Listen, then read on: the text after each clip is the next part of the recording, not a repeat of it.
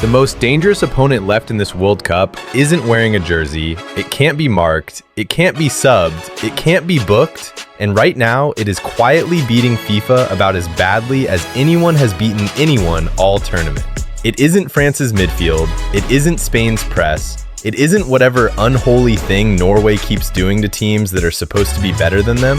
The most dangerous opponent left in the 2026 World Cup is a single, corrosive, four-word thought that has now lodged itself in the skull of nearly every neutral fan on the planet. Wait a second, again?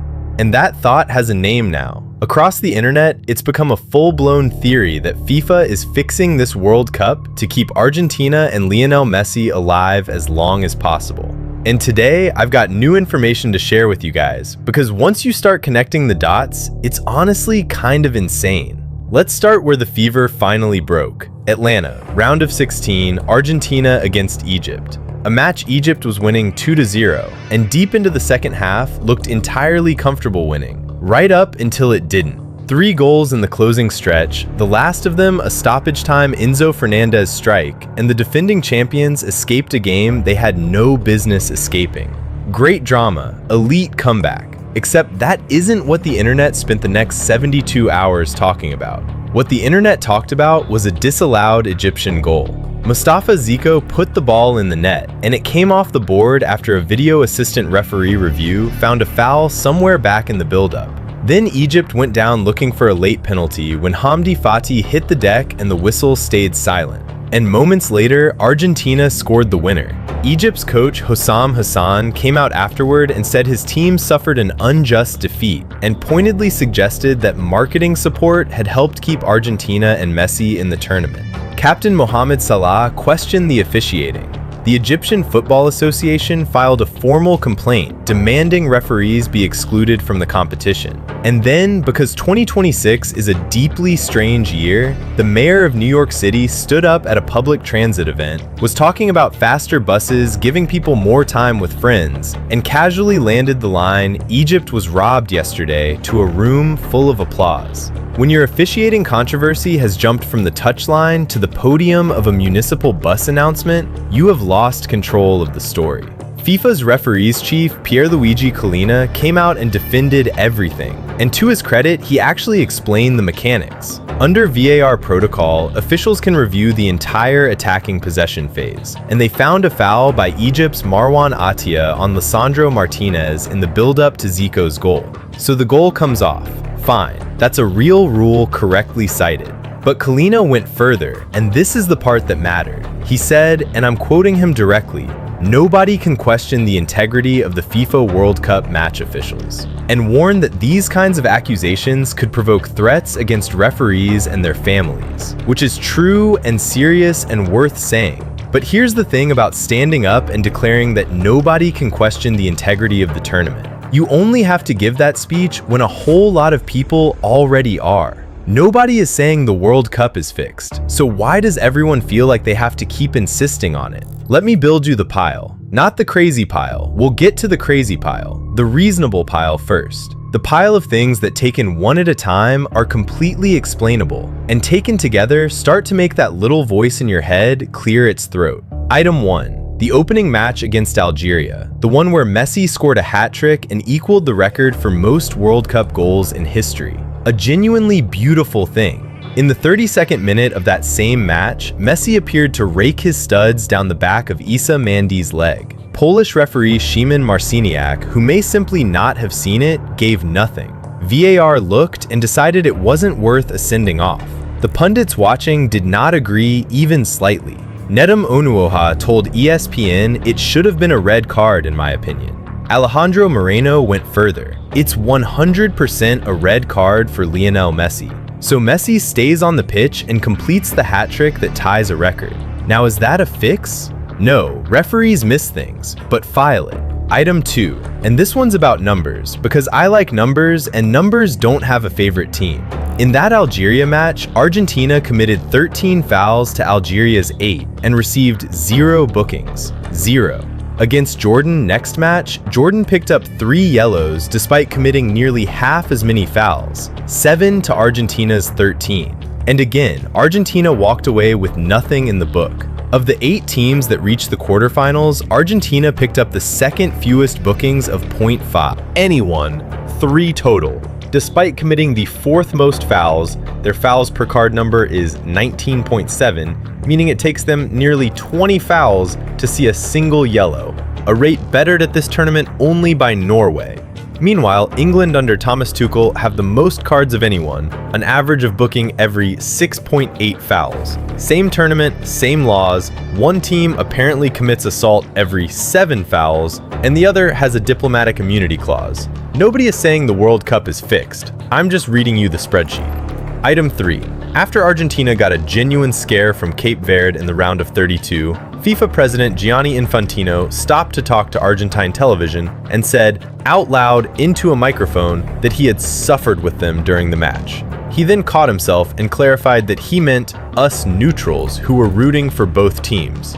Neutrals, the president of world football's governing body, whose entire job is to be a neutral, felt the need to specify that he was, in fact, neutral immediately after telling a national broadcaster how much he suffered on their behalf. That's not a fix. That's just a man who forgot which camera he was standing in front of, but it's a bad look, and bad looks are the whole ballgame here. Item 4, and this is the one that broke the internet's brain. FIFA announced the officiating crew for France's quarterfinal against Morocco and named all 5 on-field officials from Argentina. Every single one, for a match involving France. France, who are widely considered the single biggest obstacle standing between Messi and back-to-back World Cups. France, who have reached the last 2 finals. The announcement went up on X and pulled more than 32 million views, helped enormously by the fact that FIFA posted it at almost exactly the moment the disputed Argentina versus Egypt game was unfolding. You could not script the timing more perfectly if you were trying to make people suspicious. An entire officiating delegation from the country that half the planet thinks is being protected, appointed to the match of the country most likely to end their run. Nobody is saying the World Cup is fixed. FIFA is just apparently determined to make that sentence as hard as possible to say with a straight face. Item 5, and we have to go back before a single ball was kicked, the draw.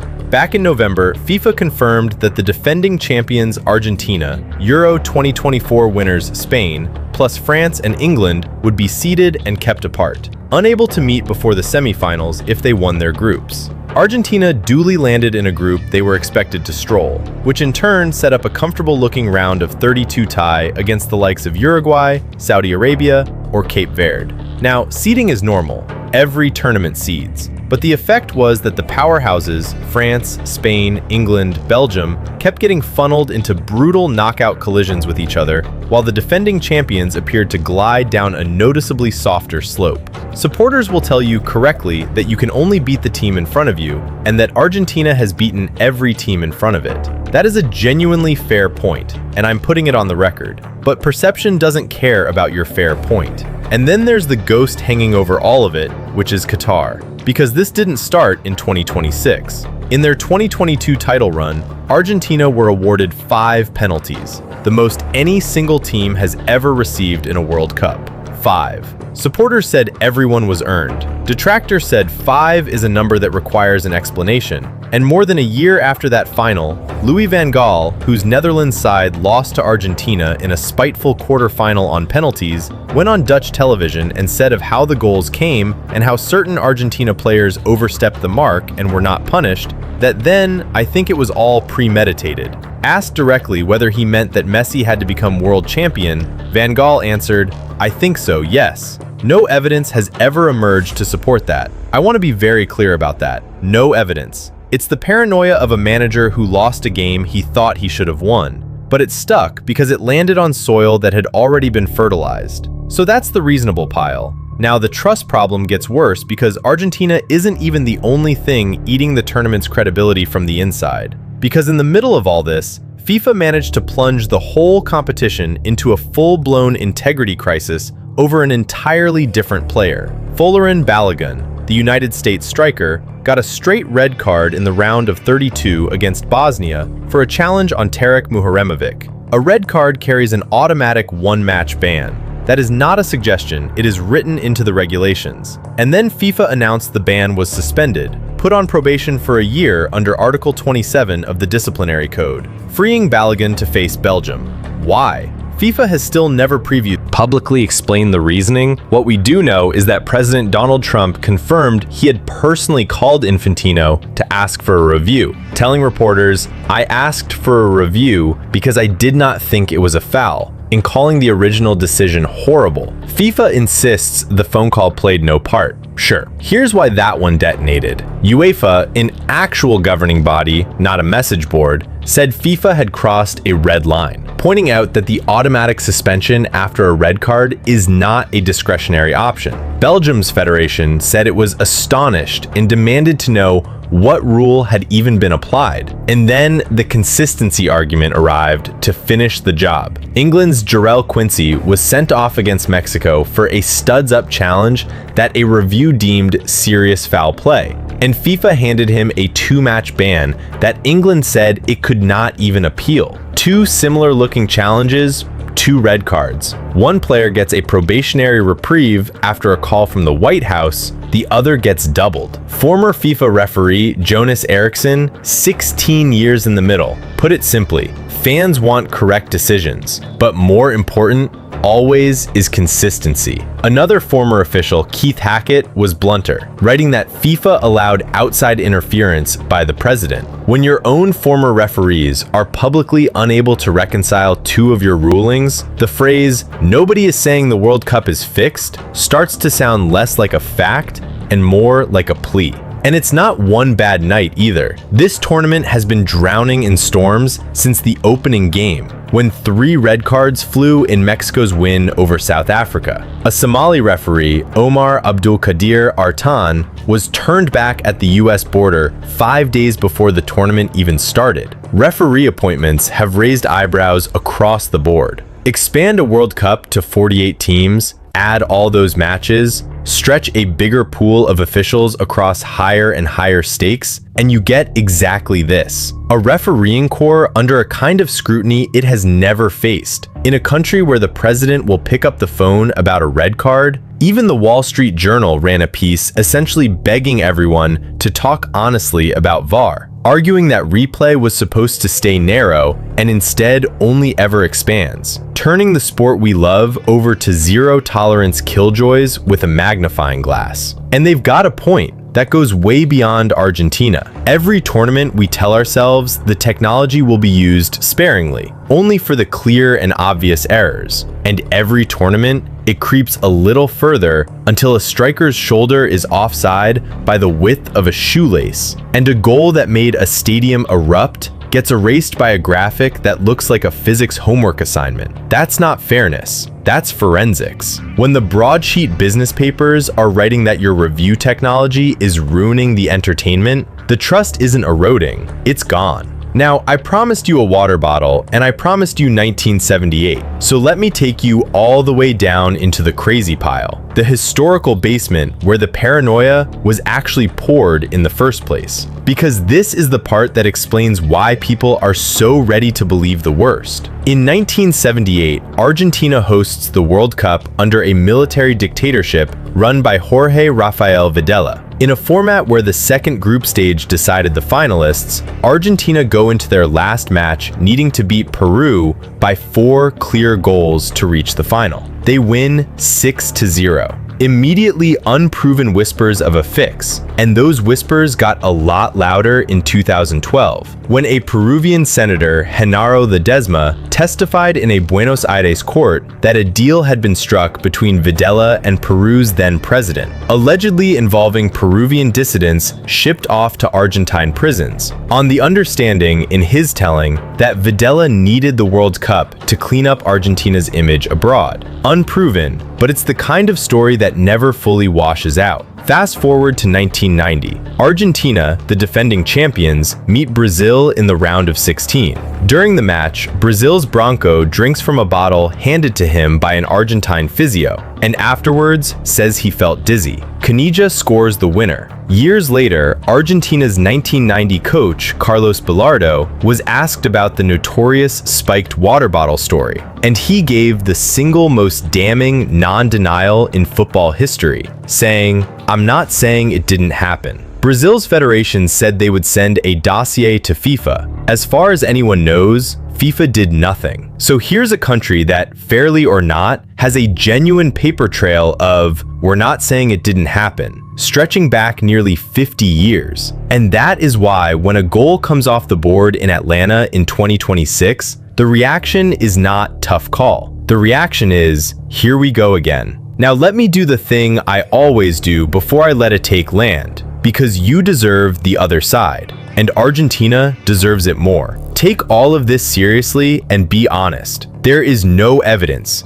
none, that this World Cup is fixed. Not the Egypt game, not the Balogun mess, not the draw, not the all-Argentine crew, not one bit of it. Kalina explained the Zico decision by the actual rulebook, and it holds up. VAR reviewing the attacking phase is a real rule, not a favor. Refereeing is genuinely brutally hard, and the same expansion that stretched the officials thin also handed us more matches, more angles, more slow motion, more chances to freeze a frame and see a crime that a human at full speed never could. And here's the part nobody arguing about penalties wants to sit with. Argentina do not need any of this. Messi, Lautaro Martinez, Enzo Fernandez. This is a squad that beats anyone on earth on merit, that won in Qatar as the best team in the tournament, that has earned its place in 2026 through results and not through some smoky room. When your explanation for a Messi hat-trick is a conspiracy, you might just be refusing to admit you watched one of the greatest players who ever lived be great. That's the fair caveat, and it's real. So here's where it lands. The problem was never whether any single call was right. Referees can be wrong, and the tournament survives. Sport does not need perfect officiating. It needs believable officiating. Fans will forgive a blown call. What they will not forgive is the suspicion that the game was never being called the same for everyone in the first place. And FIFA, through a president who suffered with Argentina on live TV and all Argentine crew posted mid-controversy, a red card quietly wiped after a White House phone call, and a stone silence about why, has managed to spend the trust it can't buy back. Argentina might lift this trophy having genuinely been the best team in the world, and a huge chunk of the planet will still put an asterisk next to it. Not because Argentina cheated, but because FIFA made honesty impossible to prove. That's the tragedy of it. The champions may have earned everything, and no one will ever be allowed to be sure. Nobody is saying the World Cup is fixed, but FIFA has built a tournament where that sentence no longer sounds like a fact. It sounds like a hope. Alright, your turn. I actually want to hear this one. Reasonable pile or crazy pile? Where does the Egypt call go for you? And is Argentina getting protected or just getting good? Let me know down in the comments, and subscribe so you don't miss any World Cup news.